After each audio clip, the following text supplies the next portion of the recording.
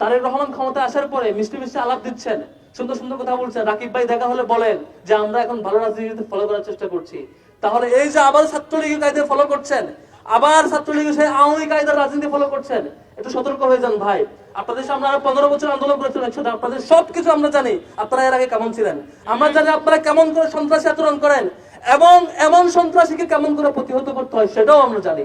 ছাত্রদলের ভাইরা, আপনারা 15 বছর মজলুম ছিলেন, আবার যদি জালেম হইতে চান, ছাত্রলীগ ঠিক যে কায়দায় শিক্ষার্থীদের টুপের মুখে পড়ে ক্যাম্পাস ছাড়া হয়েছে, আপনাদের তার চেয়ে ভয়াবহ পরিণতি ভোগ করতে হইতে পারে।